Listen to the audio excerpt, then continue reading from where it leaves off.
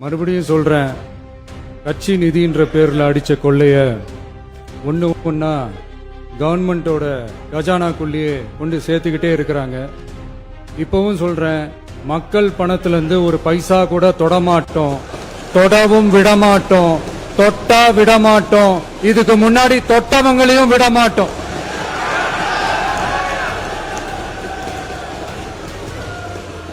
ஒவ்வொரு ஊழலா வெளியில வரும் போலயே ஒவ்வொரு வேஷமா கலைஞ்சிரும் போலயே இங்க இருக்கிற நிறைய பேரு நடுங்கி போய் இதுல நம்ம மேல அவதூறு வேற. இப்ப புதுசா ஒரு வெப்பன் ஒண்ணு கொண்டு வந்திருக்காங்க. அது என்ன தெரியுமா? அவங்க தயவால தான் நம்ம ஆட்சி நடக்குதாம். மக்கள் தயவால இந்த ஆட்சி நடந்துகிட்டு இருக்கு. மனசாட்சி உள்ள சக்திகளோட ஆதரவால இந்த ஆட்சி நடந்துகிட்டு இருக்கு. நாங்க தான் அனுப்பி வச்சோம் அப்படின்றாங்களே. அனுப்பி வச்சவங்களுக்கு மினிஸ்ட்ரியில இடம் கொடுத்தா ஏன் கதறீங்க? ஏன் இவ்வளவு கோவம்? ஏன் இவ்வளவு கதறல்ஸ்? இதுல இன்னொரு முக்கியமான விஷயம், மார்க்சிஸ்ட் கம்யூனிஸ்ட் கட்சி நமக்கு ஆதரவு கொடுத்தது சுயேட்சையா எடுத்த முடிவுன்னு சொல்றாங்க. அதே மாதிரி இந்திய கம்யூனிஸ்ட் கட்சி நமக்கு ஆதரவு கொடுத்தது சுயேட்சையா எடுத்த முடிவுன்னு சொல்றாங்க. இதுல எங்க இருந்து நாங்க தான் அனுப்பி வச்சோம்னா புரியலையே. மக்களுக்கு நல்லா புரியும், எல்லாத்தையும் தெளிவா பார்த்துக்கிட்டு இருக்கிறாங்க.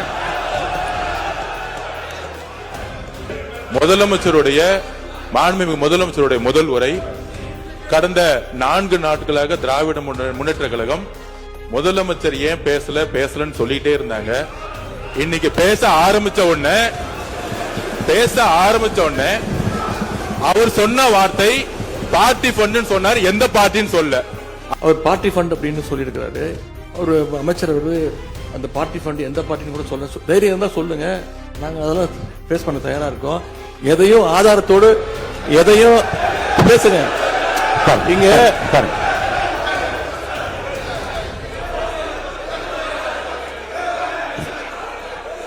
மாண்புமிகு பேரவைத் தலைவர் அவர்களே,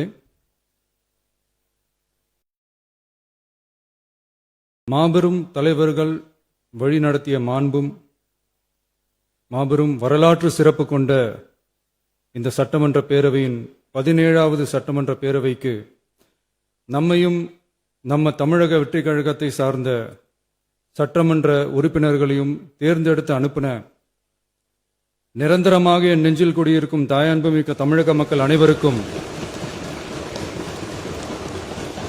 என்னுடைய மனப்பூர்வமான நன்றிகள். 17வது சட்டமன்ற கூட்டத்தொடரின் முதல் ஆளுநர் உரையின் மீதான நன்றி தெரிவிக்கும் தீர்மானத்திற்கு பதிலுரை வழங்க வாய்ப்பளித்த மாண்புமிகு பேரவைத் தலைவருக்கு நம் வணக்கத்தை தெரிவித்துக் கொள்கிறோம். மாண்புமிகு பேரவைத் தலைவர் அவர்களே, இந்த 17வது மாமன்றத்தில் அதிகப்படியான 12 கட்சிகளை சேர்ந்த பிரதிநிதிகள் தேர்ந்தெடுக்கப்பட்டிருக்கும். நாம கொள்கை ரீதியாகவும் நிலைப்பாடு ரீதியாகவும் வேறுபட்டு இருந்தாலும் மக்கள் பணி செய்வதுதான் நம்ம எல்லாருக்கும் பிரைமரியா இருக்கிற ஒரே எய்ம். அந்த வகையில தான் நம்ம எல்லாருமே நம்ம மக்களால் அங்கீகரிக்கப்பட்டு சட்டமன்றத்திற்கு வந்திருக்கிறோம். அதனால நாம கருத்தால் வேறுபட்டாலும் மக்கள் சேவை என்ற நோக்கத்தில் நம்ம மாநிலம் சார்ந்த விஷயங்கள்ல நாம எல்லாரும் ஒன்றிணைந்து பயணிச்சா நம்ம தமிழ்நாடு என்னைக்கும் எதிலையும் முதன்மை மாநிலமாக திகழும். ஆளுநர் உரைக்கு நன்றி தெரிவிக்கும் தீர்மானத்தில் பேசின மாண்புமிகு உறுப்பினர்களுக்கு நன்றி. எதிர்த்து பேசினாதான் எதிர்கட்சின்னு ப்ரூவ் பண்ண முடியும்னு நினைச்சுக்கிட்டு பேசின எதிர்கட்சியை சேர்ந்த எதிர்கட்சி தலைவர் உள்ளிட்ட மாண்புமிகு உறுப்பினர்களுக்கும் வணக்கமும் நன்றியும். பதிலுரை வழங்குற அதே நேரத்தில் நம்மளை சட்டமன்ற உறுப்பினராக தேர்ந்தெடுத்த பெரம்பூர் தொகுதி மக்களுக்கு நம்மளோட நெஞ்சார்ந்த நன்றிகள். அதே மாதிரி ராஜினாமா பண்ணிட்டாலும் நம்மளை தேர்ந்தெடுத்த திருச்சி கிழக்கு மக்களுக்கும் இந்த மன்றத்தில் நம்மளோட நன்றியை பதிவு செய்கிறோம். அப்புறம் நம்மளோட அரசியல் பயணத்தை பற்றியும் கொஞ்சம் பதிவு செய்ய விரும்புகிறோம். நாம ஏதோ ஷூட்டிங்லேருந்து நேராக வந்து சிஎம் ஆன மாதிரியே சில பேர் ஒரு இமேஜ் கிரியேட் பண்ணுறாங்க. அவங்களுக்கு அவங்க ஆசைப்படுற லாங்குவேஜ்லேயே சொல்கிறோம், அது வெறும் ரீல் தான், ரியல் கிடையாது. ஒரு சாதாரண நடிகனாக தான் நம்ம கெரியர் தொடங்குச்சு. அப்புறம் அப்படியே சின்சியரா உழைச்சி மேலே வந்தோம். நம்ம கெரியர்ல நாம மேலே வந்ததுக்கு இந்த விஜய் ஒருத்தன் மட்டுமே காரணம் இல்லை, அவனோட உழைப்பு மட்டுமே காரணம் இல்லை. இந்த விஜயோட உழைப்புக்கும் உயர்வுக்கும் பின்னாடி இருக்கிற ஒட்டுமொத்த தமிழ்நாட்டு மக்களோட அன்பும் அரவணைப்பும் தான் காரணம். ஒவ்வொரு வீட்டில் இருக்க ஒவ்வொருத்தரும் நம்மளை அவங்க வீட்டில் ஒருத்தனா ஏத்துக்கிட்டது தான் நமக்கு கடவுளும் மக்களும் தந்த மிகப்பெரிய வரம். அதுக்காகவே கடவுளுக்கு சமமான நம்மளோட சொந்தங்களான தமிழக மக்கள் அனைவருக்கும் மீண்டும் மீண்டும் நன்றி. இப்படி நம்மளை தாயன்போட அள்ளி அரவணைச்ச தமிழ்நாட்டு மக்களுக்கு நாம் எப்படியெல்லாம் துணையாக இருந்தோம், எப்படியெல்லாம் மக்களோட மக்களா இருந்தோம்னு சொல்றேன். 1990ஸ்லயே ரசிகர் மன்றமா இருந்தப்பவே மக்களுக்கு துணையா நிற்க ஆரம்பிச்சோம். அதுக்கப்புறம் நற்படி மன்றமாகவும் அதுக்கப்புறம் விஜய் மக்கள் இயக்கமாகவும் மாறி மக்களோட மக்களா நின்றுகிட்டு இருந்தோம். 2008 ஈழத் தமிழருக்கு ஆதரவா உண்ணாவிரதம் போராட்டம் செஞ்சோம். போர் முடிவுக்கு வரணும், நம்ம தொப்புள் கூடிய உறவுகளான ஈழத் தமிழர்களுக்கு பாதுகாப்பான நிம்மதியான ஒரு வாழ்வு கிடைக்கணும்னு அன்னைக்கே கோரிக்கை வச்சோம். 2009 ஆரம்பிச்ச விஜய் மக்கள் இயக்கம் வழியா நம்மளோட மக்கள் நல பணிகளை எக்ஸ்டெண்ட் அண்ட் எக்ஸ்பேண்ட் பண்ணிக்கிட்டே வந்தோம். கல்விக்கு துணையா இருந்தோம், சோஷியல் சர்வீஸ் செஞ்சோம், வெள்ள நிவாரணத்துல துணையா இருந்தோம், கொரோனா காலத்துல மக்களுக்கு தோள் கொடுத்தோம். விலையில்லா விருந்தகம், குருதியகம், முட்டைப்பால் ரொட்டி திட்டம், விழியகம், பயிலகம், நூலகம், இப்படி பல வழியில மக்களுக்கு துணையா இருந்தோம். அப்புறம் நம்மளோட திரைப்படங்கள்ல நம்மளால முடிஞ்ச வரைக்கும் ஊழல் எதிர்ப்ப சொன்னோம், சமூக நீதியை சொன்னோம், கல்வியை பத்தி சொன்னோம், அரசியலை பத்தி சொன்னோம். அரசியலை பத்தி பேசுனதுனால நம்ம படங்கள் சந்திச்ச இது வரைக்கும் சந்திக்கிற பிரச்சனையை பத்தி எல்லாருக்குமே தெரிஞ்சதுதான். இது மட்டும் இல்லாம 2011 நாகப்பட்டினத்துல மீனவர் பிரச்சனைகளுக்கு ஆதரவா ஒரு பெரிய பொதுக்கூட்டம் நடத்தினோம். மீனவர்கள் மீதான தாக்குதலை கண்டிச்சு பேசி அதுல நம்மளோட எதிர்ப்பை பதிவு செஞ்சோம். 2017 ஜல்லிக்கட்டு போராட்டத்தில் தமிழர் பண்பாட்டு உரிமைக்கான நம்மளோட ஆதரவை தெரிவிச்சோம். 2018 ஸ்டெர்லைட் போராட்டம், துப்பாக்கி சூட்ல பாதிக்கப்பட்ட நம்ம சொந்தங்களை நேர்ல சந்திச்சு ஆறுதல் சொன்னோம். 2021 உள்ளாட்சி தேர்தலில் விஜய் மக்கள் இயக்க வேட்பாளர்கள் போட்டியிட்டு ஜெயிச்சாங்க. கல்வி விருது விழா நடத்தி சிறந்த மதிப்பெண் பெற்ற மாணவ மாணவிகளுக்கு ஊக்கத்தொகையும் பரிசும் கொடுத்தோம். 2024 தமிழக வெற்றி கழகத்தை ஆரம்பிச்ச உடனேயே CAA-வை எதிர்த்து அறிக்கை விட்டோம். அரசியல் கட்சி ஆரம்பிச்சு விழுப்புரம் மாவட்டத்தில் விக்கிரவாண்டியில நம்மளோட முதல் மாநில மாநாட்டிய வெற்றி கொள்கை திருவிழாவை நடத்தினோம். தந்தை பெரியார், பெருந்தலைவர் காமராஜர், அண்ணல் அம்பேத்கர், வீரமங்கை வேலுநாச்சியார், மக்கள் சேவகர் அஞ்சலை அம்மாள்னு நம்மளோட 5 கொள்கை தலைவர்களை அறிவிச்சோம். இந்தியாவிலே 2 பெண் ஆளுமைகளை கொள்கை தலைவர்கள் அறிவிச்ச ஒரே கட்சி நம்ம டிவிக்கு மட்டும்தான் என்ற பெருமையோடு அறிவிச்சோம். பெரியார் சொன்ன மாதிரியே அவர் சொன்னதுல நமக்கு ஏற்புடையதை மட்டும் எடுத்துக்கிட்டோம். அவரோட கடவுள் மறுப்பு கொள்கையில நமக்கு உடன்பாடு இல்லைன்னு ஓப்பனா அறிவிச்சோம். நமக்கு கடவுள் நம்பிக்கை உண்டுன்னு அறிவிச்சோம். யாரோட நம்பிக்கைக்கும் நாம் எதிரானவங்க இல்லைன்னு தெளிவா அறிவிச்சோம். பெண் கல்வி, பெண்கள் முன்னேற்றம், சமூக சீர்திருத்தம், சமூக நீதி, இப்படி பெரியாரோட கருத்துக்களை நிறையவே ஏத்துக்கிட்டோம்னு அறிவிச்சோம். அண்ணல் அம்பேத்கரோட சம வாய்ப்பு, சம நீதி, சமத்துவத்தை ஃபாலோ பண்ணுவோம்னு அறிவிச்சோம். பெருந்தலைவர் காமராஜரோட மதச்சார்பின்மையை ஏத்துக்கிட்டதோட அவரோட நேர்மையான நிர்வாகத்தையே ஒரு கொள்கையா ஏத்துக்கிட்டோம்னு அறிவிச்சோம். வீரமங்கை வேலு நாச்சியாரோட மண் மீட்பையும் சமூக நல்லிணக்கத்தையும் பின்பற்றுவோம்னு அறிவிச்சோம். மக்கள் சேவகர் அஞ்சலை அம்மாளோட விடுதலை வேட்கையையும் மக்களோட வாழ்வாதாரத்துக்காக உறுதியாக நிற்கிறதையும் பின்பற்றுவோம்னு சொன்னோம். எல்லாருக்கும் எல்லாமும் கிடைக்கணும், எம் மதமும் நம் மதம்னு சொல்லி மதச்சார்பற்ற சமூக நீதி தான் நம்ம கொள்கைன்னு அறிவிச்சோம். நம்ம கொள்கை எதிரி யாரு, அரசியல் எதிரி யாருன்னு ஓப்பனா அறிவிச்சோம். எல்லாத்துக்கும் மேல பிறப்புக்கும் எல்லா உயிர்க்கும்ன்றத நம்மளோட அடிப்படை அரசியல் கோட்பாட்டா அறிவிச்சுட்டு தான் அரசியலுக்கே வந்தோம். நம்ம மதுரை மாநாட்டில் நம்மளோட தேர்தல் அரசியல் மற்றும் ஆட்சி அதிகார அரசியல் வழிகாட்டியா அறிஞர் அண்ணாவையும் புரட்சி தலைவர் எம்ஜிஆரையும் ஏத்துக்கிட்டதா அறிவிச்சோம். அப்புறம் இன்னொன்னையும் நாம இங்க பதிவு செஞ்சே ஆகணும். எல்லாரும் கட்சி ஆரம்பிச்சுட்டு தான் ஒவ்வொரு வீட்டுக்குள்ளேயும் போவாங்க. ஆனா நாம ஒவ்வொரு வீட்டுக்குள்ளேயும் போனதுக்கு அப்புறம் தான் கட்சியவே ஆரம்பிச்சிருக்கிறோம். ஒவ்வொரு வீட்டில் ஒவ்வொருத்தரும் நம்மள அவங்க பிள்ளையா, மகனா, அண்ணனா, தம்பியா ஏத்துக்கிட்டதும் இயல்பா நடந்துச்சு. தமிழ்நாட்டு மக்களோட மனசுக்குள்ள போறதுக்கு நாம பட்ட பாடு நமக்கு மட்டும்தான் தெரியும். இதெல்லாம் புரிஞ்சாலும் புரியாத மாதிரி இருக்கிறவங்க தான் நம்மள நடிகன் என்று சொல்லியும், நம்ம கட்சியை நடிகன் கட்சின்னு சொல்லியும் சில நக்கல், நையாண்டி இதெல்லாம் பேசுவாங்க. அதை பத்தி நமக்கு கவலை இல்லைன்னு வைங்க. இப்படி நம்ம அரசியல் பயணம் ரொம்ப டிரான்ஸ்பரண்டா தான் ஆரம்பிச்சிருக்கு. இந்த 2026 தேர்தலில் கூட்டணியே இல்லாமல் தனியா நின்னோம். மக்கள் நம்மளை தெளிவா புரிஞ்சுக்கிட்டதாலையும் நம்ம டிவிகே தோழர்களோட உழைப்பாலையும் நாம 35% வாக்குகளை வாங்கினோம். 1,72,00,000 வாக்குகளோட தமிழ்நாட்டிலேயே தனி பெரும் கட்சியா வந்தோம்.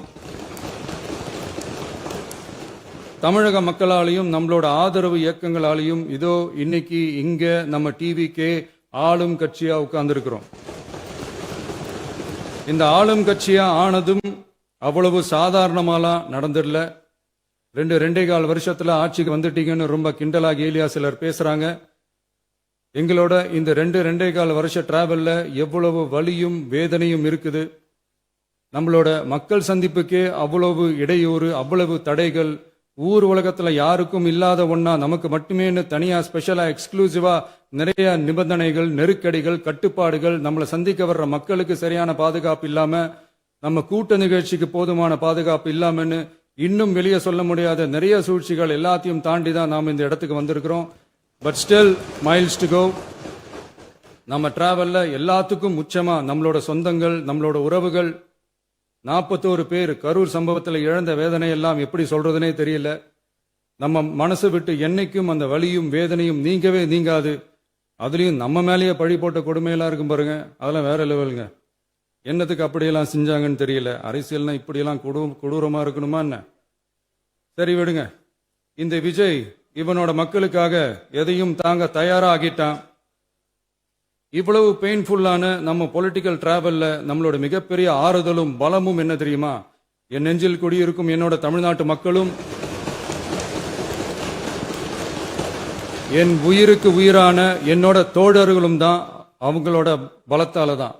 அன்னைக்கு 1967ல முன்னாள் முதல்வர் மாண்புமிகு அறிஞர் அண்ணா அவர்கள் தலைமையில் அமைஞ்ச சாமானியர்களோட ஆட்சி மாதிரி, 1977ல முன்னாள் முதல்வர் மாண்புமிகு புரட்சித் தலைவர் எம்ஜிஆர் அவர்கள் தலைமையில் அமைஞ்ச மிக சாமானியர்களோட ஆட்சி மாதிரி, இதோ இன்னைக்கு அதே வரிசையில 2026 சட்டமன்ற தேர்தலில் இந்த விஜயோட தோழர்கள் இடம்பெற்ற ஒரு மிக மிக சாமானியர்களின் ஆட்சி அமைஞ்சிருக்கு. வாகை சூடும் வரலாறு திரும்பி இருக்கிறது. இப்படி ஒரு தீர்ப்பை மக்கள் அளிச்சதுனால தான் தமிழக வரலாற்றில் ஒரு மகத்தான கூட்டணி ஆட்சியை நாம் அமைச்சிருக்கிறோம். இளைஞர்களால என்ன செய்ய முடியும், பெண்களால என்ன செய்ய முடியும்னு கேட்டவங்களுக்கான பதில் தான் இன்னைக்கு அமைஞ்சிருக்கிற நம்ம ஆட்சி. ஒரே ஒரு குடும்பம் மட்டும் முக்கியம்னு சொல்றது நம்மளோட ஆட்சி அதிகார அரசியல் இல்ல. தமிழ்நாட்டில் இருக்கிற ஒவ்வொரு குடும்பமும் முக்கியம்னு சொல்றது தான் நம்ம அரசியல். நம்மளோட ஆட்சி அதிகாரம் அதான் நம்மளோட மனசாட்சி உள்ள மக்கள் ஆட்சி.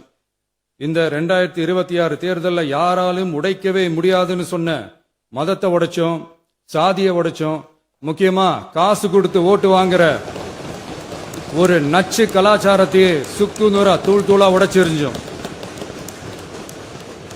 நாம கிளீன் கவர்னன்ஸ் அண்ட் குட் கவர்னன்ஸ்ல உறுதியா இருக்கிறோம். இப்ப மட்டும் இல்ல, எப்பவுமே இப்படிதான் இருப்போம். இதுல 100% இது உண்மைன்றதுனால தான் பாரம்பரியமான தினத்தந்தி பத்திரிகை ஊழலின் ஊற்றுக்கண் அடைக்கப்படுகிறதுன்னு 16/6/2026 அன்னைக்கு ஒரு தலையங்கமே எழுதியிருக்கு. ஒரு தவறு செய்தால், அது தெரிந்து செய்தால் அவன் தேவன் என்றாலும் விடமாட்டேன் என்று எம்ஜிஆர் அன்று பாடினார். அதை இன்று விஜய் செயலில் காட்டுகிறார்னு அந்த எடிட்டோரியல்ல எழுதியிருக்கு. இந்த நேரத்தில் தினத்தந்திக்கு நம்மளோட நன்றியை தெரிவிச்சுக்கிறோம். அரசியலுக்கு வந்து 2 வருஷம் தான் ஆகுது. உங்களுக்கு என்ன தெரியும், உங்களால என்ன முடியும்னு கேலியா கேட்டவங்களுக்கு தினத்தந்தியோட பதிலை இப்போதைக்கு போதும்னு நினைக்கிறேன். என்னென்னமோ செய்வான்னு சொல்றானே இந்த விஜய், பல வருஷமா இருக்கிற ஒரு பதவி வெறி பிடிச்ச அரசியலை உடைச்சி எப்படி செய்வான்னு நம்ம மக்களை யோசிச்சிருப்பாங்க. இதோ இப்போ நம்ம மக்களுக்கு புரிஞ்சிருக்கும். இப்பவும் சொல்றோம், இது வெறும் ஆரம்பம் தாங்க. இந்த மாபெரும் சபையிலிருந்து கேட்கிற மக்களே, நமக்கு கொஞ்சம் அவகாசம் கொடுங்க.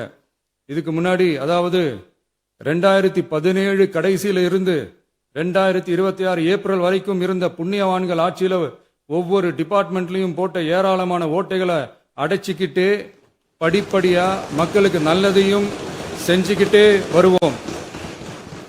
அதனாலதான் நமக்கு எதிரா யார் யாரோ சேரவே மாட்டாங்கன்னு நினைச்சவங்க எல்லாம் ஒன்னா சேர்றாங்க. நம்ம ஆட்சிக்கு டேட்டு குறிக்கிறாங்க.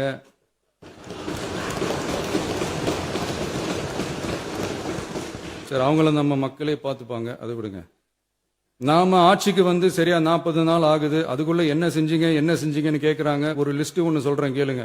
பெண்கள் பாதுகாப்புக்காக சிங்கப்பெண் சிறப்பு படை, 200 யூனிட் வரை கட்டணமில்லா மின்சாரம், போதைப் பொருள் ஒழிப்புக்காக தனிப்படை, குறுவை நெல் சாகுபடியை ஊக்குவிப்பதற்காக 134.83 கோடி சிறப்பு தொகுப்பு திட்டம், வழிபாட்டு தலம், ஸ்கூல், பஸ் ஸ்டாண்டுன்னு அதுக்கு பக்கத்தில் இருக்கிற 717 மதுபான கடைகள் மூடப்பட்டன.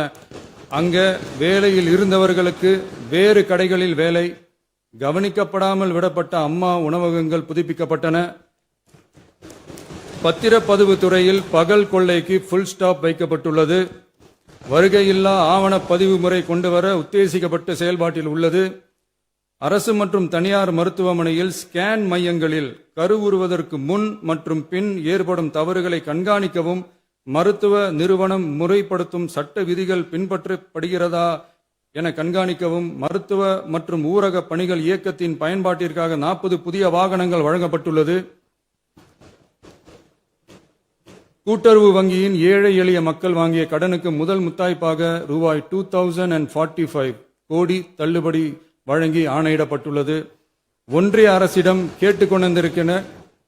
கேட்டுக்கொண்டதற்கிணங்க கடந்த 2 வருடமாக நிறுத்தி வைக்கப்பட்ட இருந்த ஜல் ஜீவன் மிஷன் திட்டம் புதுப்பிக்கப்பட்டு ஜல் ஜீவன் மிஷன் திட்டம் 2.0 நடைமுறைக்கு கொண்டு வரப்பட்டுள்ளது. 18,500 கோடி அளவில் உறுதியளிக்கப்பட்ட காஞ்சிபுரம் மாவட்டத்தில் மைய விரிவாக்க திட்டம், கோயம்புத்தூரில் மின்னணு பொருட்கள் மற்றும் மின்னணு அமைப்புகள் உற்பத்தி திட்டம் மற்றும் திருவள்ளூர் மாவட்டத்தில் காட்டுப்பள்ளி LNT கப்பல் கட்டும் தளம் விரிவாக்க திட்டத்திற்கு ஒப்பந்தங்கள் போடப்பட்டுள்ளன. அனைத்து நிர்வாக நடவடிக்கைகளும் மின்னணு முறையில் மாற்றம் கொண்டுவர நடவடிக்கை எடுக்கப்பட்டு வருகிறது. சட்டவிரோத கல்குவாரி மற்றும் அனுமதியின்றி கனிமங்களை எடுத்துச் செல்வது தடுக்கப்பட்டுள்ளது. பல்வேறு குவாரிகள் சீல் வைக்கப்பட்டுள்ளன. கனிமங்களை கண்காணிப்பது, எல்லைகளை நிர்ணயிப்பது மற்றும் ஆளில்லா விமானம் மூலம் அளவீடு செய்வது போன்றவற்றை செயல்படுத்துவதற்கான பணிகள் மேற்கொள்ளப்பட்டு வருகின்றன. அனைத்து துறைகளிலும் அலுவலர் தலையீடு இல்லாமல் லஞ்ச லாவண்யமற்ற தமிழகத்தை உருவாக்க அனைத்து நடவடிக்கைகளும் முடுக்கிவிடப்பட்டுள்ளது.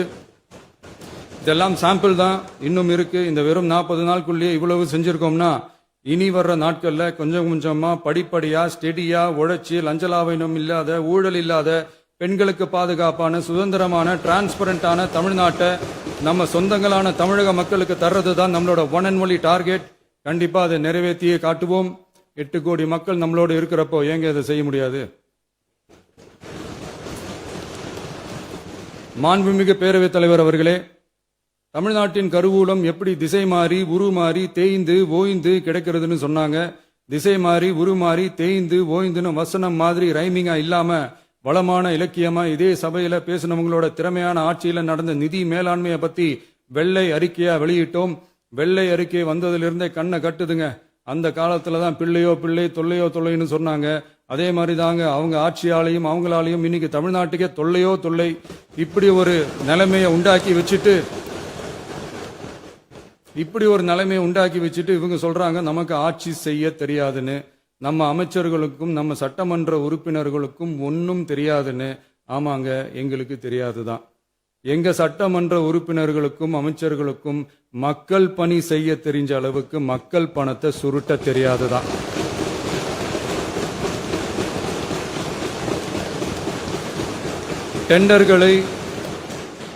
டெண்டர்களை முறைப்படுத்த தெரிஞ்ச அளவுக்கு அதோட ரேட்டை உயர்த்தி ஊழல் செய்ய தெரியாதுதான். பதவி உயர்வு வழங்கவும் பணி இடமாற்றம் கலந்தாய்வு நடத்தவும் தெரியுமே தவிர பதவி உயர்வுக்கும் பணியிட மாற்றத்திற்கும் பணம் பறிக்க தெரியாதுதான். புதிய பணியிடங்கள் உருவாக்க தெரியுமே தவிர அந்த பணியிடங்களை பணத்துக்கு விற்க தெரியாதுதான். கோயில்கள்ல நடக்கிற நிர்வாக சீர்கேட்ட தடுக்க நீங்க பேசுங்க, நீங்க கண்டிப்பா பண்ணுங்க. கோயில்கள்ல நடக்கிற நிர்வாக சீர்கேட்ட தடுக்க தெரியுமே தவிர கோயில் பணத்தை கொள்ளையடிக்க தெரியாதுதான். தங்கத்தை உருக்கி தாரை வார்க்க தெரியாதுதான். கனிம வளத்தை பாதுகாக்க தெரிஞ்ச அளவுக்கு கனிமத்தை வித்து கொள்ளையடிக்க தெரியாதுதான். அரசு வருமானத்தை அரசு கஜானாவுக்கு மாத்த தெரிஞ்ச அளவுக்கு அந்த பணத்தை தனிப்பட்ட கஜானாவுக்கு மடை மாத்த தெரியாதுதான். போதை கலாச்சாரத்தை தடுக்க தெரிஞ்சவங்களுக்கு போதை கலாச்சாரத்தை வளர்க்க தெரியாதுதான். நம்ம குடும்பத்தில் இருக்கிற பாட்டி, அம்மா, அக்கா, தங்கச்சி, குழந்தைங்களை, பெண்களை மதிக்க தெரிஞ்சவங்களுக்கு ஓசி பஸ், 1000 ரூபாய் கேஸ், இப்படியெல்லாம் பேச தெரியாதுதான். எங்க உறுப்பினர்களுக்கும் அமைச்சர்களுக்கும் மக்கள் சேவை தெரிந்த அளவிற்கு சுயநல தேவையை செஞ்சிக்க தெரியாதுதான். அதனாலதான் சொல்றோம், எங்களை பார்த்து எதுவும் தெரியாதுன்னு சொல்றவங்களுக்கு சொல்றோம், இதெல்லாம் எங்களுக்கு தெரியாதுதான். உங்களை மாதிரி முறைகேடுகளை செய்யறத நாங்க தெரிஞ்சுக்கவும் போறதில்ல, தெரிஞ்சுக்கவும் ஆசைப்படல. அத கடைசி வரைக்கும் எங்களுக்கு தெரியாமலே இருந்துட்டு போகட்டும். அதனால நாங்களும் எங்க மக்களும் வெரி வெரி ஹாப்பி தான். மாண்புமிகு பேரவைத் தலைவர் அவர்களே, எதிர்ப்பவர்கள் எதிர்க்கட்சி என்பதற்காக எங்கள் ஆட்சி மீது 1000 பழி போடலாம். ஆனாலும் தமிழக மக்களுக்கு உண்மையை உணர்த்த வேண்டியது நம்மளோட கடமை. மின்வெட்டை பொறுத்தவரை தமிழ்நாடு மின்மிகை மாநிலமாக இருந்தாலும் கடந்த காலங்களில் ஏற்பட்ட நிர்வாக குளறுபடிகளும் மின்சார சாதனங்கள் மற்றும் மின் மாற்றிகளில் ஏற்படும் பழுதாலும் வேண்டுமென்றே சிலரின் நடவடிக்கைகளாலும் இந்த மின்வெட்டிற்கு காரணமாக உள்ளது. மின் விநியோக மீட்பு நடவடிக்கைகளை ஒருங்கிணைப்பதற்காக எதிர்பாராமல் இரவு நேரங்களில் ஏற்படும் மின் தடங்களை விரைந்து சரி செய்வதில் 10 உயர்மட்ட கண்காணிப்பு குழுக்கள் மற்றும் 125 சிறப்பு மின் தடை நீக்க ரோந்து வாகனங்கள் வழங்கப்பட்டு 24 மணி நேரமும் கண்காணிக்கப்படுகிறது. கூடுதலாக தற்போது 77 புதிய மின் தடை நீக்க மையங்களும் உருவாக்கப்பட்டுள்ளன. விரைவில் இந்த மின்வெட்டு நிலைமை அறவே நீக்கப்படும். மாண்புமிகு பேரவைத் தலைவர் அவர்களே, நம்ம விவசாயிகள் எல்லாரும் நம்மளை நல்லா புரிஞ்சுக்கிட்டு தமிழக வெற்றி கழகத்தை ஏத்துக்கிட்டாலும் எதிர்கட்சிகளோட தூண்டுதலால சில இடங்கள்ல சில போராட்டங்கள் நடக்குது. எதிர்கட்சிகள் என்னதான் சித்து வேலை செஞ்சாலும் விவசாய பெருமக்கள் எல்லாரும் நம்ம ஆட்சி அவங்களுக்கான ஆட்சி தான் நல்லா புரிஞ்சுதான் வச்சிருக்கிறாங்க. இந்த வருஷம் எல்னினோ விளைவா எப்பவும் இருக்கிறத விட இந்த டைம் மழை குறையுங்கிறதையும் நம்ம விவசாயிகள் உணர்ந்துதான் இருப்பாங்க. இருந்தாலும் நம்ம அரசு நம்ம விவசாயிகளோட வாழ்வாதாரத்துக்காக பக்கபலமாகவும் உறுதியாகவும் துணை நிற்கும்ங்கிறத தெரிவிச்சுக்கிறோம். நம்ம தமிழகத்தில் ஏற்கனவே நடந்த அதி அற்புதமான சூப்பரான நிர்வாக திறன் கொண்ட 50 வருஷ அரசியல் அனுபவம் கொண்ட 2.0, 3.0, 4.0 பல 0.0 மாடல் ஆட்சி நடத்த கனவு கண்டவங்களோட அட்டகாசமான ஆட்சிக்காரங்க பல்வேறு விதமான நிதி நெருக்கடியை நம்ம மக்களுக்கும் நமக்கும் பரிசா கொடுத்துட்டு போய் இருந்தாலும் கூட்டுறவு வங்கிகளின் மூலம் 75,000 வரை பயிர்கடன் பெற்று குறு சிறு இதர பெரு விவசாயிகளுக்கு 100% முழுமையான பயிர்கடன் தள்ளுபடியும் 75,000க்கு மேல் கடன் பெற்றவர்களுக்கு குறைந்தபட்சமாக 35,000 பண பயன் கிடைக்கும் அளவிற்கு மொத்தம் 14,43,504 விவசாயிகளுக்கு ரூபாய் 5,932.23 கோடி பயிர்கடன் தள்ளுபடி வழங்கப்பட்டுள்ளது. மாண்புமிகு பேரவைத் தலைவர் அவர்களே, நாம ஒன்றியத்தில் கூட்டுறவு கூட்டாட்சி, மாநிலத்தில் சுயாட்சி என்ற கொள்கையை கொண்டவங்க தான் ஏற்கனவே அறிவிச்சிருக்கிறோம். தற்போதைய ஒன்றிய அரசு சார்ந்த கட்சியுடன் அரசியலில் கொள்கை அளவில் நேர் எதிராக நிக்கிறவங்க தான் நாம. அதே சமயத்தில் எதுக்கெடுத்தாலும் கண்ணை மூடிக்கிட்டு ஒன்றிய அரசோட மோதல் போக்கை விரும்புறவங்க நாம இல்ல. நமக்கு எப்பவுமே தமிழகத்தின் வளர்ச்சி மட்டும்தான் முக்கியம். அதுக்காக நம்மளோட அரசியல் ரீதியான கொள்கைகளையோ மாநில உரிமைகளையோ கொஞ்சம் கூட விட்டு கொடுக்கவே மாட்டோம். அதுல ரொம்ப தெளிவாகவும் உறுதியாகவும் இருக்கிறோம். இனியும் இப்படித்தான் இருப்போம். அதுல ஒருபோதும் மாற்றமே இருக்காது. அதனால இதுல யாரு திசை திருப்ப வேலையில் ஈடுபட்டாலும் அவங்க எல்லாரும் மக்கள் மத்தியில் தோற்பது உறுதி. எனவே நம்ம மக்களுக்கோ சிறுபான்மை சகோதரர்களுக்கோ நம்ம ஆதரவு இயக்கங்களுக்கோ எந்தவித சந்தேகமும் வேண்டாம். நாம் யாரோட டீமும் இல்ல, நாம எப்பவுமே பியூரான பீப்புள்ஸ் டீம். இன்னும் சொல்ல போனா நாம secular team, social justice team. மாண்புமிகு பேரவைத் தலைவர் அவர்களே, அரசு விழாக்கள், கல்வி நிறுவனங்கள் மற்றும் பல அதிகாரப்பூர்வ நிகழ்ச்சிகளோட தொடக்கத்துல நம்ம தமிழ்தாய் வாழ்த்த பாடுறது தான் வழக்கமா இருக்கு. தமிழ்தாய் வாழ்த்த பொறுத்த வரைக்கும் நம் அரசு இதுல நம்மளோட உறுதியான நிலைப்பாட்டை ஒன்றிய அரசுக்கு மிக தெளிவா தெரிவிச்சிருக்கு. அது இல்லாம இதில் மாநில அரசின் கொள்கைக்கு ஏற்ப ஒன்றிய அரசின் அறிவிக்கையில் திருத்தம் மேற்கொள்ள கோரிக்கையும் விடுக்கப்பட்டுள்ளது. நீட் தேர்வை பொறுத்தவரை கிராமப்புற மற்றும் பொருளாதார ரீதியாக பின்தங்கிய மாணவர்களுக்கு சமமான வாய்ப்பை வழங்குவதில்லை. மருத்துவ கல்வியில் சமூக நீதி மற்றும் சம வாய்ப்பை நீட் பாதிக்கிறது என்பதை உணர்கிறோம். எனவே மருத்துவ படிப்புகளுக்கான சேர்க்கையை 12ஆம் வகுப்பு மதிப்பெண்களின் அடிப்படையில் நடத்த வேண்டும் என்று நமது அரசு வலியுறுத்தி வருகிறது. மத்திய அரசிடம் நீட்டிலிருந்து தமிழ்நாட்டிற்கு விலக்கு வழங்க வேண்டும் என்று கோரிக்கை விடுத்துள்ளது. மாண்புமிகு பேரவைத் தலைவர் அவர்களே, பேரறிஞர் அண்ணா அவர்கள் தலைமையிலான அரசு 1968இல் இருமொழி கொள்கையை நடைமுறைப்படுத்தியது. தமிழ் ஆட்சி மொழி, தமிழ் மொழியை பாதுகாப்பது, மாணவர்களுக்கு ஆங்கிலத்தின் மூலம் உலக அளவிலான வாய்ப்புகளை வழங்குவது, எந்த ஒரு மொழியையும் கட்டாயமாக திணிப்பதை தவிர்ப்பது மற்றும் எதிர்ப்பது, நிலத்தின் மொழி மற்றும் பண்பாட்டு அடையாளத்தை பேணுவது என்பதை நம் தமிழக வெற்றிக் கழக ஆட்சி ஏற்றுக்கொண்டுள்ளது. எனவே தமிழ்நாட்டில் தமிழ் ஆட்சி மொழி மற்றும் இருமொழி கொள்கை என்பதில் நமக்கு மாற்று கருத்தே இல்லை. மாண்புமிகு பேரவைத் தலைவர் அவர்களே, கடந்த 11/6/2026 அன்று நடந்த நிதி ஆயோக் கூட்டத்தில் தமிழ்நாடு அரசின் சார்பாக கலந்து கொண்டு வறுமையற்ற தமிழ்நாடு இயக்கம் உருவாக்க தேவையான நிதியையும், தமிழ்நாட்டுக்கு 2 எய்ம்ஸ் மருத்துவமனைகளை தருமாறும், மருத்துவம் மற்றும் பல் மருத்துவ படிப்பிற்கு 12ஆம் வகுப்பு மதிப்பெண் அடிப்படையில் இடங்களை நிரப்புதல் குறித்தும், செயற்கை நுண்ணறிவு தொடக்க நிறுவன வளர்ப்பு மையங்கள் தமிழ்நாட்டில் அமைக்கவும், இளைஞர் திறன் மற்றும் வேலைவாய்ப்பு இயக்கம் செயல்படுத்த வேண்டியும், பெண்கள் தலைமையிலான வளர்ச்சி குறித்தும், மீனவ சமுதாயங்களின் வாழ்வாதாரம் மற்றும் மீன்பிடி படகுகள் மற்றும் மீனவர்களை விடுவித்தல் குறித்து நிரந்தர நடவடிக்கை எடுக்க வேண்டியும், காலநிலை தாங்கும் தன்மை பெருந்திட்டம் 2045இல் கீழ் விண்வெளி உற்பத்தி மையத்தை தேசிய விண்வெளி உற்பத்தி மையமாக அறிவிக்க கோரியும், தமிழ்நாட்டில் சாலை போக்குவரத்து, நெடுஞ்சாலை மற்றும் ரயில்வே அமைச்சகத்தின் மேம்பாட்டு குறித்தும், அனைத்து கிராமங்களையும் டிஜிட்டல் இணைப்பு வசதி ஏற்படுத்துதல் குறித்தும், கூட்டு குடிநீர் திட்டம் தொடரவும்,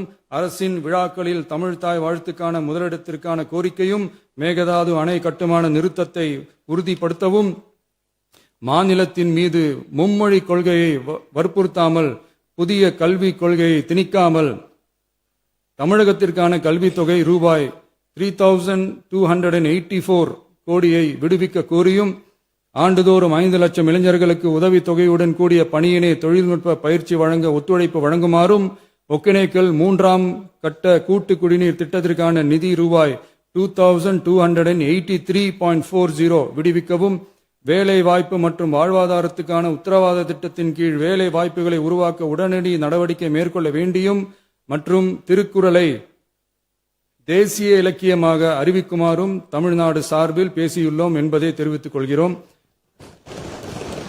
மாண்புமிகு பேரவைத் தலைவர் அவர்களே, அண்டை மாநிலங்களுடனான நட்புறவு ஒரு மாநிலத்தின் வளர்ச்சிக்கும் நாட்டின் ஒற்றுமைக்கும் மிகவும் அவசியமானது. தமிழ்நாடு தனது அண்டை மாநிலங்களுடன் நதி நீர் பங்கீடு, பொருளாதாரம், கல்வி, கலாச்சாரம் மற்றும் போக்குவரத்து துறைகளில் நல்லுறவை பேணி வருகிறது. பரஸ்பர மரியாதை, ஒத்துழைப்பு மற்றும் கூட்டாட்சி தத்துவத்தின் அடிப்படையில் அண்டை மாநிலங்களுடனான நட்புறவை வலுப்படுத்தவும் நமது ஆட்சியில் காக்கப்படுகிறது. மாண்புமிகு பேரவைத் தலைவர் அவர்களே, சட்டம் ஒழுங்கை பத்தி பேச்சு வந்தது. சட்டம் ஒழுங்கு சரியா இருக்கணும் அப்படின்றதுல எங்களுக்கு மாற்று கருத்தே கிடையாது. கண்டிப்பா லா அண்ட் ஆர்டர் கரெக்டா இருக்கணும், கரெக்டா இருக்கும், இருக்க வைப்போம். அதே மாதிரி பெண்கள் பாதிக்கப்படுறதையும் இங்க யாராலையும் சகிச்சுக்கவே முடியாது. அதுக்கான கடுமையான நடவடிக்கைகள் நம்ம அரசு எடுத்துக்கிட்டு இருக்கிறோம். இந்த சிங்கப்பெண் சிறப்பு அதிரடி படை கூட அதுக்கான ஒரு ஃபர்ஸ்ட் ஸ்டெப் தான். அதே மாதிரி இந்த போதைப் பொருள் நடமாட்டம் அதை கண்ட்ரோல் பண்றதுக்கும் நம்ம அரசு கடுமையான நடவடிக்கைகள் எடுத்துக்கிட்டு இருக்கிறோம். அதையும் கண்டினியூ பண்ணி எடுப்போம். மாண்புமிகு பேரவைத் தலைவர் அவர்களே, இப்ப நான் சொன்ன இந்த பிரச்சனைகள்லாம் 2026 போன மாசம் மே மாசம் 10ஆம் தேதி புதுசா வந்துடல. இதெல்லாம் பல வருஷமா இருக்கிற பிரச்சனைகள் தான், பல வருஷமா கண்டுக்காம விட்ட பிரச்சனைகள் தான். இன்னைக்கு எதிர்கட்சிக்காரங்க அதை பத்தி கேட்கும்போது எனக்கு வந்து அது அக்கறையா தெரியல, அவதூறு அரசியலா தான் தெரியுது, பழி போடுற அரசியலா தான் தெரியுது. இப்படி அவதூறு பழி போடுறவங்கள பார்த்து ஒன்னே ஒன்று தான் கேட்கணும்னு தோணுது. கடந்த 9-10 மாசமா நம்ம ஸ்டேட்ல சட்டம் ஒழுங்கு டிஜிபியே இல்லை. சட்டம் ஒழுங்கு டிஜிபியை போடுங்கன்னு சொல்லி எல்லாம் ஓஞ்சி போயிட்டோம். போன ஆட்சியில் நடந்ததுக்கெல்லாம் இப்பதான் விடையே கண்டுபிடிக்கிறோம் நம்ம ஆட்சியில்.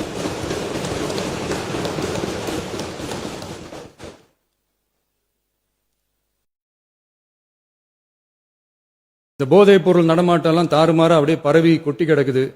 இதெல்லாம் வந்து இனிஷியல் ஸ்டேஜ்லயே யார் கண்ட்ரோல் பண்ணியிருக்கணும்? போலீஸ் டிபார்ட்மெண்ட் அப்போ யார் கையில் இருந்தது? இத்தனை கேள்வி நம்மளை பார்த்து கேட்கறாங்களே, ஒரே ஒரு கேள்வி தான் நான் கேட்கணும்னு தோணுது.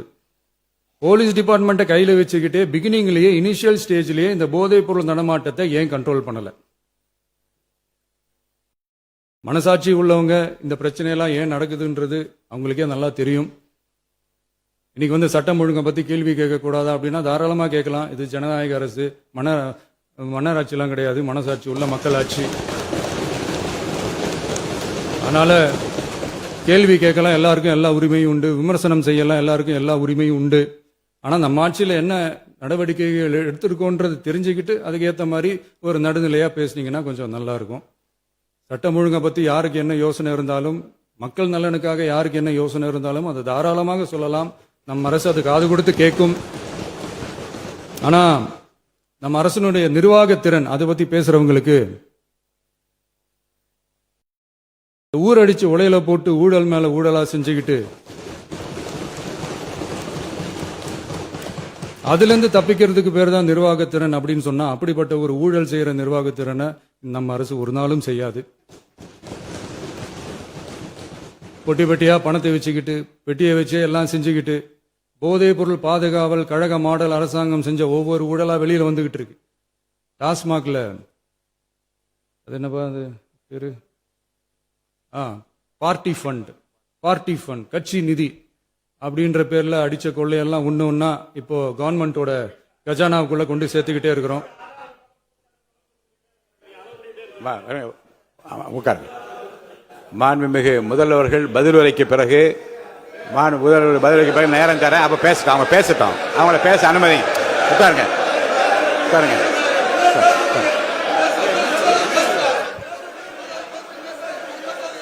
மாண்புமிகு அலோவ் பண்றேன் உட்காருங்க. மாண்பு உறுப்பினர்கள் நீங்க இங்க உட்காருங்க, அமைதியா உட்காரு. நீங்க எல்லாம் உட்காருங்க. உட்காருங்க. மாண்புமிகு நீங்க எல்லாரும் உட்காருங்க. அமைதியா உட்காருங்க. இருங்க, உட்காருங்க. அப்புறம் நீங்க என்ன உட்காருங்க, நான் கொடுப்பேன். உட்காருங்க, நான் பாயிண்ட் ஆஃப் ஆர்டர் கொடுங்க, நான் கொடுக்குறேன்.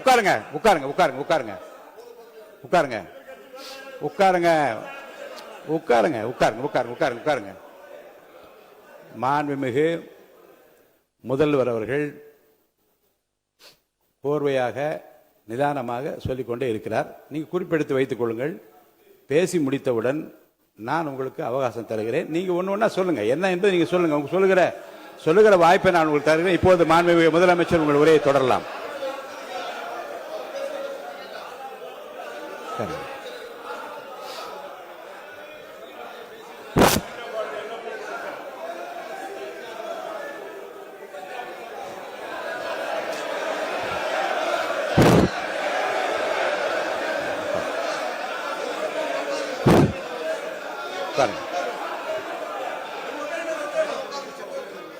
நான் எழுந்த பிறகு உட்கார்றதுதான் முறை. உட்காருங்க, எல்லாரும் உட்காருங்க. தேசிய உட்காரு. நான் அலோவ் பண்றேன். உட்காருங்க, அமைதியா உட்காருங்க. நான் அலோவ் பண்றேன். அமைதியா உட்காருங்க. அங்க இருந்து குரல் கொடுக்காதீங்க. உட்காருங்க.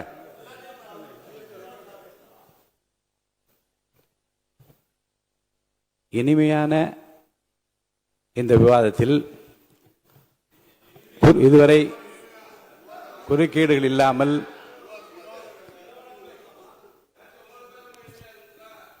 கொஞ்சம் அமைதியா இருங்க.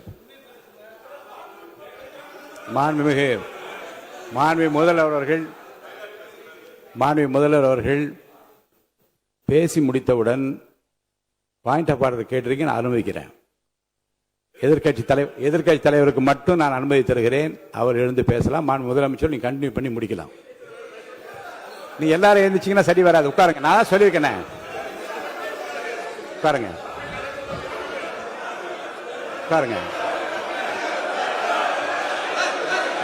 உட்காருங்க.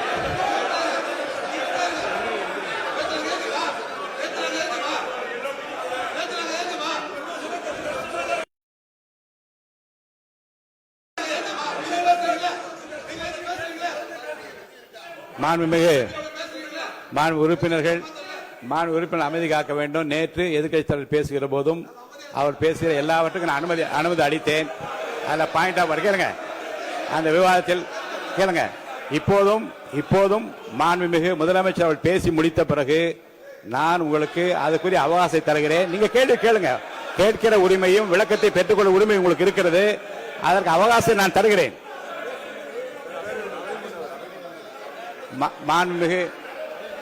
மாண்புமிகு உறுப்பினர் அமருங்க. நான் என் தீர்ப்பை சொல்லுகிறேன். மாண்புமிகு முதலமைச்சர் அவர்கள் பேசி முடித்தவுடன் எதிர்க்கட்சி தலைவருக்கு அந்த வாய்ப்பை நான் தருகிறேன். நிச்சயமா அந்த கேள்வி கேட்கலாம். உட்காருங்க எல்லாரும்.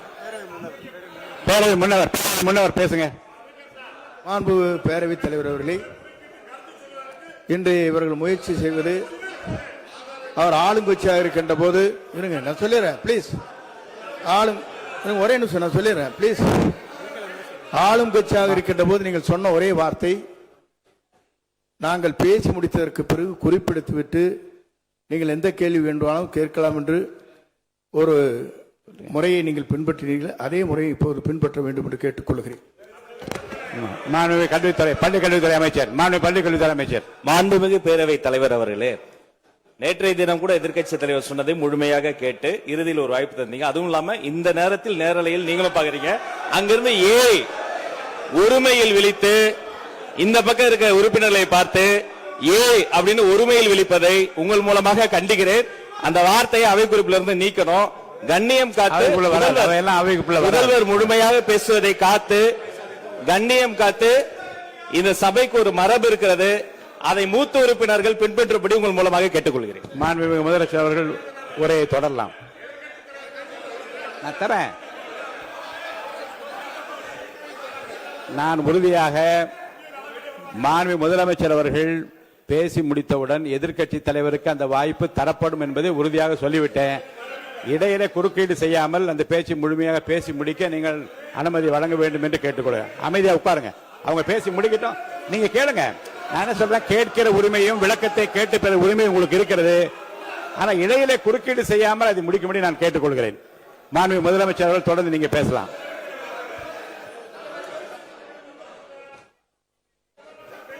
எதிர்க்கட்சி தலைவர் அவர்கள் உங்கள் கட்சியினுடைய உறுப்பினரை அமைதிப்படுத்த வேண்டும் என்று நான் கேட்டுக்கொள்கிறேன். உங்களுக்கு வாய்ப்பு தரவில்லை என்றால் அவர் எழுந்து நிற்பதில் நியாயம் இருக்கிறது. வாய்ப்பு தரப்போகிறேன். மாண்பு முதலமைச்சர் அவர்கள் பேசி முடித்தவுடன் உங்களுக்கு வாய்ப்பு தரப்படும். அது வரைக்கும் உங்களுடைய உறுப்பினரை அமைதி காக்க நீங்கள் தான் பார்த்துக் கொள்ள வேண்டும். மாண்பு அவை முன்னவர். மாண்பு பேரவைத் தலைவர் அவர்களே, அவர் அப்போது சொன்னது வேறு, இப்போது நடந்து கொள்கிற முறைகள் வேறாக இருக்கிறது. அன்றைக்கு அவர் சொல்லுகிற போது அமைச்சர் அத்தனை பேரும் பேசி முடித்ததற்கு பிறகு உங்களுடைய கருத்துக்கள் ஏதாவது தெரிவிக்கலாம். இப்போது பின்பற்றினால் நன்றாக இருக்கும். நீங்கள் அதற்காகத்தான் சொன்னீர்கள். முதலமைச்சர் பேசியதற்கு பிறகு எதிர்க்கட்சி தலைவர் அவர்கள் பேசுவதற்கு வாய்ப்பளிக்கிறோம் என்று சொல்லியிருக்கிறார்கள். ஆகவேதான் அந்த வாய்ப்பை நீங்கள் இல்ல அது பதில் சொல்லணும்னு கேட்டிருக்காங்க. பதில் சொல்லணும் சொல்லியிருக்காங்க. பதில் சொல்லினா தங்க பிரச்சனை இல்ல. அப்படி இல்ல. ஆகவே இல்ல நேற்றைய தினம் நீங்கள் அப்படி பேசிக்கொண்டது. ஆறாவது இல்ல நேற்றைய தினம் உங்கள் பேசுகிற போது ஆறாவது குறுக்கிட்டார்களா? நீங்கள் பேசுகிற போது யாருமே குறுக்கிடவில்லை. நீங்க எவ்வளவு பேசினீர்கள், எவ்வளவு வார்த்தைகள் பேசினீர்கள் என்பதெல்லாம் எங்களுக்கு தெரியும். யாருமே அதில் குறுக்கிடவில்லை. இது முதலமைச்சர், எங்கள் முதலமைச்சர் எதிர்க்கட்சி தலைவர் பேசுகிற போது யாரும் குறுக்கிட வேண்டாம் என்று சொன்னார்கள். அதை நாங்கள் பின்பற்றினோம். ஆனால் இன்றைக்கு நீங்கள் பின்பற்றவில்லை என்பதால் வேதனையாக இருக்கிறார். முன்னவர் நேற்று எதிர்க்கட்சி தலைவர் பேசுகிற போது அடுக்கடுக்காக குற்றச்சாட்டுல வைத்தார்.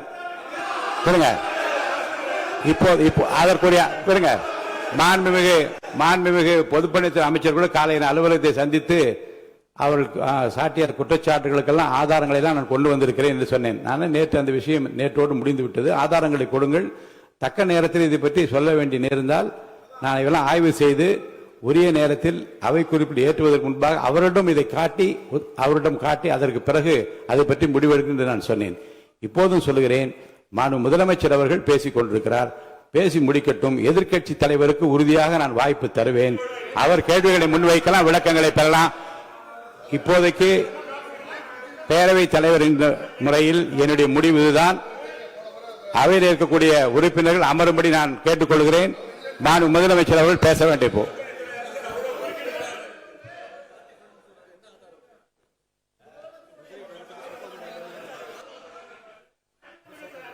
மாண்புமிகு இருங்க, அதை முன்னவர் முடிக்கிட்டாங்க. பேரவைத் தலைவர் அவர்களே, நேற்றைய தினம் நீங்கள் முழுமையாக பேசினீர்கள். உங்கள் பேச்சுக்கள் எப்படி இருந்தது என்பதும் நாடறியும். இருந்தாலும் கூட நாங்கள் அமைதியாக இருந்தோம். இல்ல நீங்க இருங்க, ஒவ்வொரு வார்த்தைக்கு இருங்க. நீங்க மின்வெட்டையில நீங்க சொன்னீங்க, உங்களுடைய முன்னாள் அமைச்சர் ஆற்காடு வீராசாமி இருக்கிற போது மின்வெட்டால் தான் நாங்கள் ஆட்சியே மாறியது என்றெல்லாம் சொன்ன கதையெல்லாம் இருக்கு. அதெல்லாம் சொன்னோம்னாங்க, நாங்களே அமைதியா இருந்தோம்.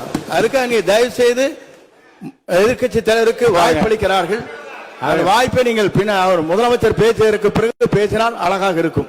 அவை முன்னர் பள்ளி கல்வித்துறை அமைச்சர் மாண்புமிகு பேரவைத் தலைவர் அவர்களே, அவர் ஒரே ஒரு வார்த்தையை தான் சொன்னார்.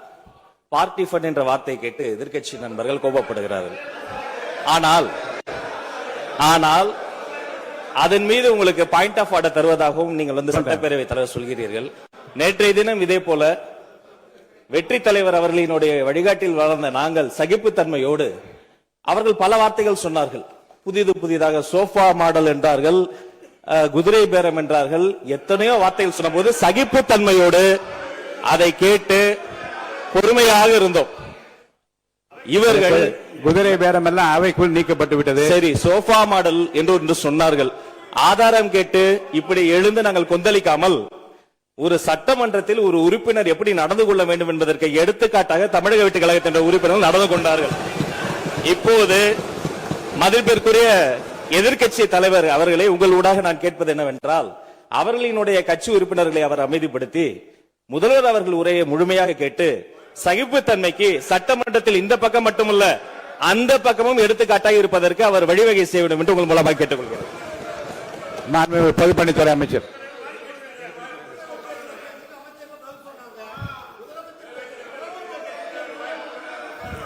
மாண்புமிகு பேரவைத் தலைவர் அவர்களே, திராவிட முன்னேற்ற கழகம் முதல் நாளில் இந்த சபையுடைய மரபையும் பாரம்பரியத்தை பற்றியும் நமக்கு வகுப்பெடுத்தார்கள். அந்த மரபுப்படி எங்களுடைய தலைவருடைய வழியில் இந்த சட்டசபையுடைய நிகழ்வுகளில் நாங்கள் கலந்து கொண்டிருக்கிறோம். நேற்று எதிர்க்கட்சி தலைவர் பேசும்பொழுது எவ்வளவோ வார்த்தைகள் உண்மைக்கு புறம்பாக சட்டத்திற்கு எதிராக ஒரே நிமிஷம் பேசுறேன். சட்டத்திற்காக பேசும் பொழுது நாங்கள் அமைதியாக இருந்தோம். ஒரு 2-3 முறை தான் அவரு பேசும்போது மினிஸ்டர்கள் இருந்துச்சு நின்னாங்க. ஆனா இன்னைக்கு மாண்புமிகு முதலமைச்சருடைய முதல் உரை கடந்த 4 நாட்களாக திராவிட முன்னேற்ற கழகம் முதலமைச்சர் ஏன் பேசலன்னு சொல்லிட்டே இருந்தாங்க. இன்னைக்கு பேச ஆரம்பிச்ச உடனே அவர் சொன்ன வார்த்தை பார்ட்டி ஃபண்ட் சொன்னார். எந்த பார்ட்டின்னு சொல்ல.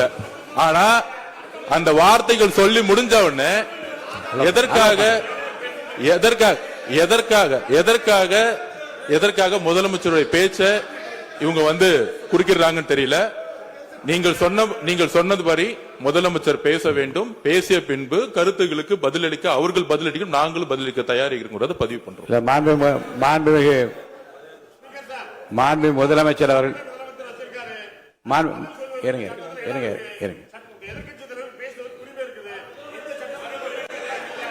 உட்காருங்க.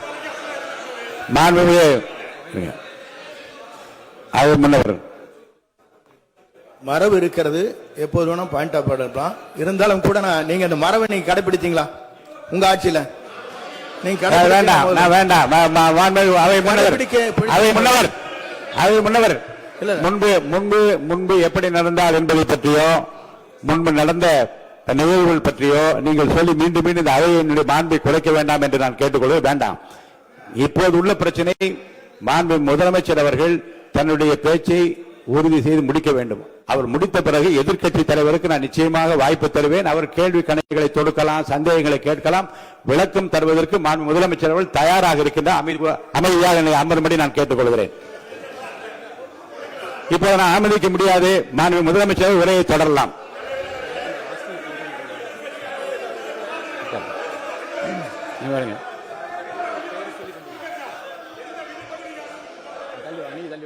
மாண்புமிகு உறுப்பினர் ஆஸ்டின் உங்க இடத்துல போய் உட்காருங்க. மாண்புமிகு உறுப்பினர் ஆஸ்டின், நீங்க ஒரு மூத்த உறுப்பினர், சபை விதிகளை நன்கு தெரிந்த ஒரு உறுப்பினர், நீங்க போய் இடத்துல உட்காருங்க. முதல்ல மாண்புமிகு முதலமைச்சர் அவர்கள் உரையை தொடரலாம். இப்போது எந்த விதமான பாயிண்ட் ஆஃப் ஆர்டர்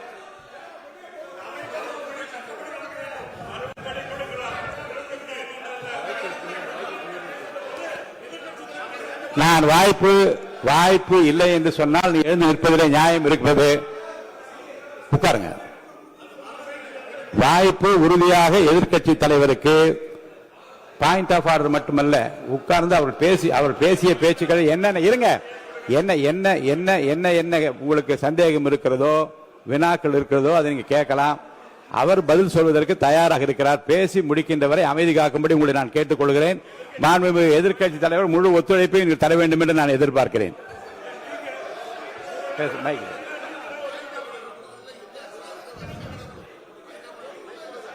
மைக் கொடுங்க. மாண்புமிகு எதிர்க்கட்சி தலைவர், பேரவைத் தலைவர், நீங்க உட்காருங்க. நேற்று நான் பேசும்போது சில அமைச்சர்கள் குறுக்கிட்டு பேசினாங்க, அதற்கு நீங்க அனுமதி கொடுத்தீங்க. அதே மாதிரி இன்னைக்கு முதலமைச்சர் பேசும்போது சில வார்த்தைகள், தவறான வார்த்தைகள் பேசுறாரு. அவர் பார்ட்டி ஃபண்ட் அப்படின்னு சொல்லியிருக்கிறாரு. அவர் அமைச்சர் அந்த பார்ட்டி ஃபண்ட் எந்த பார்ட்டின்னு கூட சொல்ல தைரியம் இருந்தா சொல்லுங்க, நாங்க அதெல்லாம் ஃபேஸ் பண்ண தயாரா இருக்கோம். எதையும் ஆதாரத்தோடு எதையும் பேசுங்க. இங்க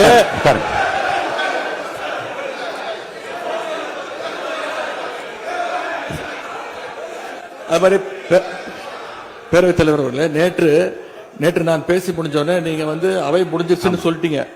நாங்கெல்லாம் வீட்டுக்கு போயிட்டோம். வீட்டுக்கு போய் டிவி போட்டு பார்த்தா அங்க இன்னொரு அமைச்சர் இன்னும் பதில் சொல்லிட்டே இருந்திருக்கிறாரு.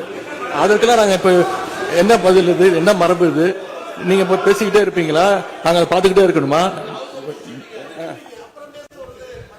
அதே மாதிரி இன்னைக்கு முதலமைச்சர் அவர்கள் பேசும்போது நாங்களும் அமைதியா கேட்டுக்கிட்டு தான் இருந்தோம். ஆனா சில கருத்துக்கள் அவர் பேசும்போது அதை நாங்க அனுமதிக்க முடியாது. ஆதாரத்தோடு ஏதாவது பேசணும்னா, குற்றச்சாட்டுகள் சொல்லும் போது ஆதாரத்தோடு சொன்னீங்கன்னா அதை நாங்க ப்ரூவ் பண்றதுக்கு தயாராக இருக்கு. மாண்புமிகு உறுப்பினர் அவர்கள் இருங்க. நேற்று மாண்புமிகு எதிர்க்கட்சி தலைவர்கள் பேசியதும் மாண்புமிகு பொதுப்பணித்துறை பேசியதும் ஆதாரம் இல்லாமல் பேசக்கூடாது என்று நான் சொன்னேன். ஆய்வு செய்து நீக்கப்பட வேண்டியது நீக்கும் என்று சொன்னேன். இப்போது மாண்புமிகு முதல்வர் அவர்கள் பேசி முடிக்கட்டும். நீங்கள் கூறிய கருத்துப்படி அதில் ஆதாரங்கள் இல்லாத குறிப்பாக இருந்தால் அதை நீக்குவதற்குரிய உரிமை எனக்கு இருக்கிறது. ஆய்வு செய்து நான் நடவடிக்கை எடுப்பேன். இப்போது மாண்புமிகு முதலமைச்சர் அவர்கள் பேசலாம். இந்த டாஸ்மாக் மாதிரியே பல டிபார்ட்மெண்ட்லயும், மறுபடியும் சொல்றேன், கட்சி நிதின்ற பேர்ல அடிச்ச கொள்ளைய ஒன்னா கவர்மெண்டோட கஜானாக்குள்ளேயே கொண்டு சேர்த்துக்கிட்டே இருக்கிறாங்க. இப்பவும் சொல்றேன், மக்கள் பணத்துல இருந்து ஒரு பைசா கூட தொடமாட்டோம், தொடவும் விடமாட்டோம், தொட்டா விடமாட்டோம், இதுக்கு முன்னாடி தொட்டவங்களையும் விடமாட்டோம்.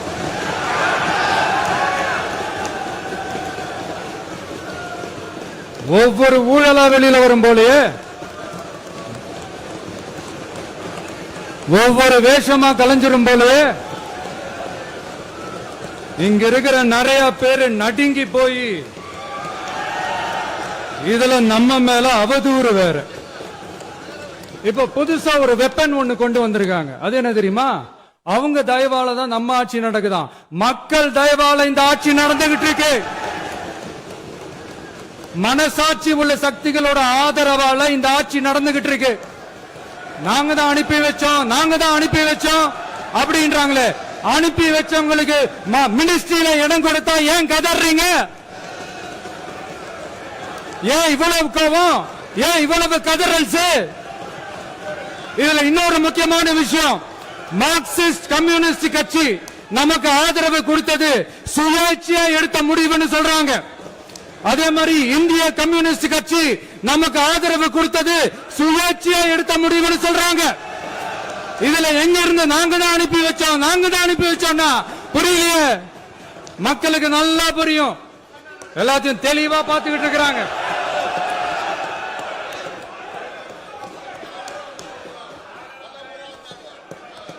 முதலமைச்சர் கண்டினியூ பண்ணலாம். மாண்பு முதலமைச்சர்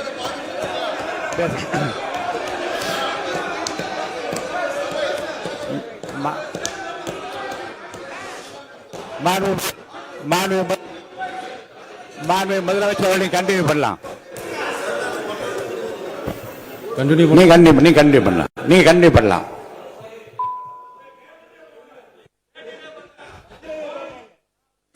இந்த சமூக நீதி அரசுன்னு சொல்றவங்களை பார்த்து கேட்கிறேன், நம்ம பட்டியலின சகோதரர்களுக்கு எத்தனை அமைச்சர் பதவி கொடுத்தீங்கன்னு கொஞ்சம் சொல்ல முடியுமா? ஆனா நம்மளுடைய அரசுல 8 அமைச்சர் பதவிகள் யாருக்கு? நம்ம பட்டியலின சகோதரர்களுக்கு. எல்லாம் நம்ம அண்ணன், நம்ம தம்பி, நம்ம தங்கச்சிங்க. அண்ணல் அம்பேத்கர் அவர்களுடைய கிட்டத்தட்ட 100 ஆண்டு கால கனவு இப்ப நிறைவேறி இருக்கு. நான் ஏன் கொஞ்சம் சவுண்டா பேசுறேன் அப்படின்னா அவங்களுக்கு கேட்கணுன்றதுக்காக, தப்பா எடுத்துக்காது. அதே மாதிரி பெண்களோட பாதுகாவலர் நாங்க தான் அப்படின்னு சொல்லிக்கிறவங்களை கேட்கிறேன், எத்தனை பெண்களுக்கு அமைச்சர் பதவியில இடம் கொடுத்தீங்க கொஞ்சம் சொல்ல முடியுமா? எங்க அரசுல 4 சகோதரிகளுக்கு அமைச்சர் பதவி கொடுத்திருக்கிறோம்.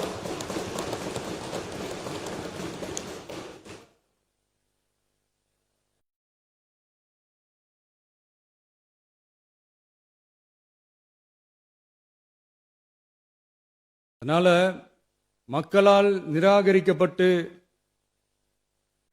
மக்களால் அகற்றப்பட்டவங்களுக்கு ஒண்ணு சொல்லிக்கிறோம், தப்பே செய்ய மாட்டோம், ஊழலே செய்ய மாட்டோம், நேர்மையா தான் இருப்போம், நியாயமா தான் இருப்போம் அப்படின்னு சொல்றவங்களால மட்டும்தான் கூட்டணி ஆட்சி அமைக்க முன்வரும். ஆட்சியிலையும் பங்கு, அதிகாரத்திலையும் பங்கு கொடுக்க முன்வரும். ஊழல்லையே ஊறி போனவங்களால இந்த கூட்டணி ஆட்சியோ, ஆட்சியிலையும் பங்கோ, அதிகாரத்திலையும் பங்கோ கொடுக்க முன்வராது.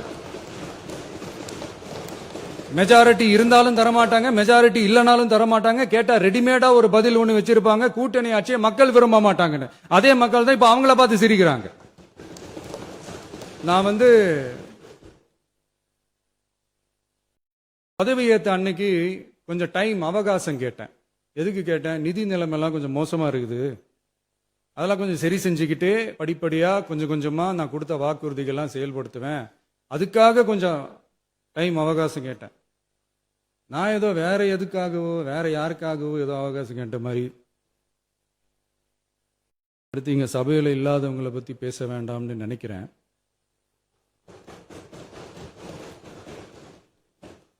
இங்க நம்மளை பத்தி அவதூறு பரப்புறதோட மட்டும் இல்லாம இப்ப நம்ம மக்கள் மேலேயும் அவதூறு பரப்ப ஆரம்பிச்சிட்டாங்க. மக்கள் நமக்கு ஓட்டு போட்டது தப்பான், குடும்பமா நமக்கு ஆதரிச்சது தப்பான். இது இப்ப இல்ல, நான் சொல்றது எம்ஜிஆர் அவர்கள் காலத்திலிருந்தே. அப்பவே அவர் ஜெயிச்சப்போ அதே மக்களை தப்பா பேசுறது. மக்கள் என்ன பண்ணிட்டாங்க, எம்ஜிஆர் என்ன பண்ணிட்டாரு, எம்ஜிஆர் என்ன இது பண்ணிட்டாரு. 50 வருஷமா ஒரே டெக்னிக்கா.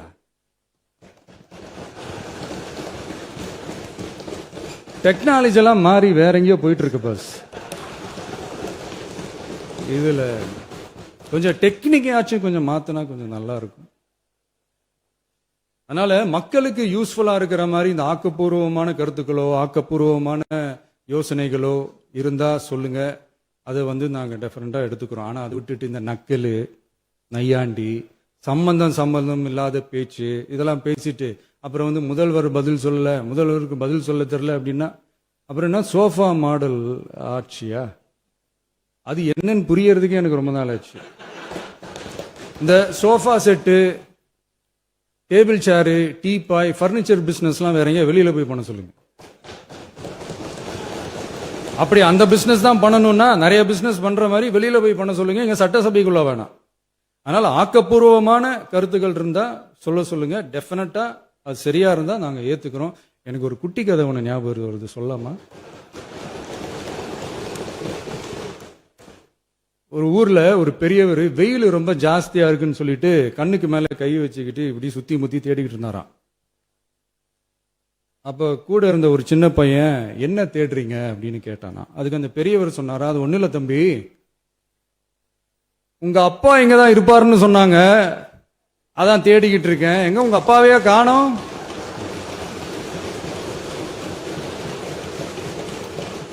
இல்ல அந்த எங்களுக்கும் நக்கலா நையாண்டியா சம்பந்தம் இல்லாத குட்டி கதை இதெல்லாம் எங்களுக்கும் பேச தெரியும். அந்த கதையில பெரியவர் அப்படி சொன்னாராம், தப்பா எடுத்துக்காதீங்க. அந்த கதையில பெரியவர் அப்படி கேட்டாராம். அதனால யாரும் இங்க டென்ஷன் ஆக வேணாம். அதனால இன்னொரு இந்த என்னுடைய உரையை முடிக்கிறதுக்கு முன்னாடி போயிட்டாங்க, பேசலாமா? நிறைய உங்க கருத்துக்களை நீங்க முழுமையாக மன நிறைவோடு பேசலாம். டிவியில் பார்க்கலாம். சரி, அதான் 5 நிமிஷம் பேசுனதுக்கே கொளத்தூரி இந்த ஆட்டம் அடிச்சு பேசுனா அப்புறம் என்ன பண்றது? கடைசியா நான் இந்த உரையை முடிக்கிறதுக்கு முன்னாடி ஒரு முக்கியமான ஒரு விஷயம் பத்தி சொல்லணும். ஆளுநர் உரை அன்னைக்கு இந்த தமிழ் தாய் வாழ்த்துக்கு அப்புறம் தேசிய கீதம் பாடினது தப்பு, தேசிய கீதம் 2 முறை பாடினது தப்பு, அப்படி ஒரு நிகழ்வு இதுக்கு முன்னாடி இந்த சட்டசபையில நடந்ததே கிடையாது, அந்த மரபே மாத்திட்டீங்க, இப்படி ஒரு பெரிய ஒரு போர் மாதிரி எதிர்கட்சியை சார்ந்தவங்க எல்லாம் சொன்னாங்க இல்லையா? அந்த மாநில உரிமை போராளிகளை, அந்த மரபு காக்கிற உரிமை போராளிகளை ஒரே ஒரு கேள்விதான் கேட்கணும். 2021 ஆகஸ்ட் 2 ஞாபகம் இருக்கா? Centenary celebration of Tamil Nadu legislature. அந்த ஃபங்க்ஷன்ல நம்ம முன்னாள் முதலமைச்சர் கருணாநிதி அவர்களோட கலைஞர் அவர்களுடைய கலைஞர் அவர்களுடைய புகைப்படத்தை மாண்புமிகு குடியரசுத் தலைவர் திறந்து வைக்கிற ஒரு ஃபங்க்ஷன். அந்த ஃபங்க்ஷன்ல national anthem followed by Tamil Thai Vazhthu அப்படின்னு அறிவிச்சது ஞாபகம் இருக்கா? அதாவது தேசிய கீதத்துக்கு அப்புறமா 2வது முறையா, நோட் திஸ் பாயிண்ட் மாண்புமிகு பேரவைத் தலைவர் அவர்களே, பிளீஸ் நோட் திஸ் பாயிண்ட். தேசிய கீதத்துக்கு அப்புறம் 2வது முறையாக தமிழ் தாய் வாழ்த்து பாடப்படும் அப்படின்னு சொன்னது ஞாபகம் இருக்கா? அதுவும் முத்தமிழ் அறிஞர் அப்படின்னு சொல்ற நம்ம கலைஞர் அவர்களுடைய அந்த புகைப்படம் வெளியிட்டு விழாவில் அவர் இருந்த இதே சபையில தமிழ 2வது இடத்துக்கு தள்ளினது யாருன்னு ஞாபகம் இருக்கா? அது மட்டும் இல்ல, அந்த தேசிய கீதத்தை நாட்டுப்பண் நேஷனல் ஆந்தம்னு சொல்லி அதே ஃபங்க்ஷன்ல கடைசியா ஃபங்க்ஷன் முடியும் போது செகண்ட் டைம் தேசிய கீதம் பாடினதும் ஞாபகம் இருக்கா? இதே அவையில் தான், அது அவை குறிப்பிலும் இருக்கிறது, இதே அவையில் தான் நடைபெற்றது. தக்க நேரத்தில் இந்த ஆதாரங்களை அளித்த மாண்பு முதல்வர்களுக்கு நன்றியை தெரிவித்துக் கொள்கிறேன். ஏதாவது டவுட் இருந்தா இந்த புக்கை பார்த்து தெரிஞ்சுக்கலாம். அதனால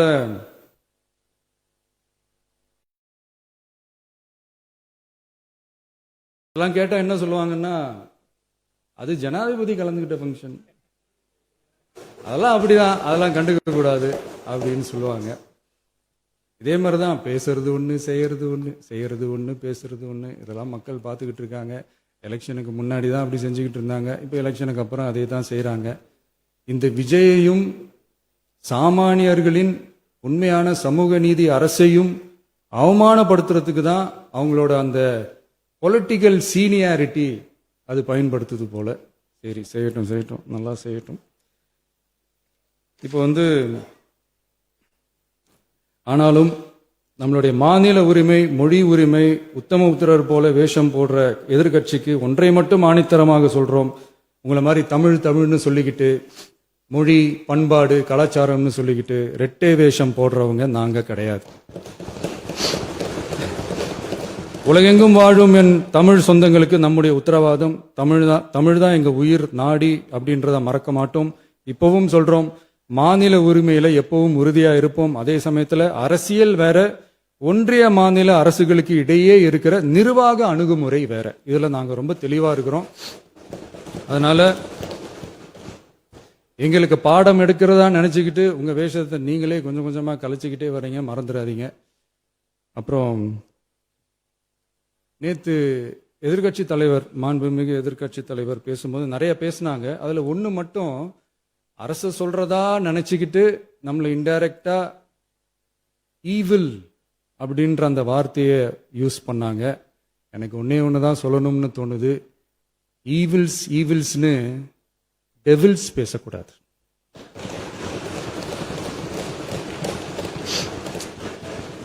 அவங்க இருந்திருந்தா ஒரு ஆக்ஷன் பண்ணணும்னு எனக்கு தோணுச்சு. எல்லாரும் போயிட்டாங்க. பர்மிஷன் பண்ணலாமா? இப்பவும் பண்ணலாம், ஒன்றும் தப்பு இல்லை.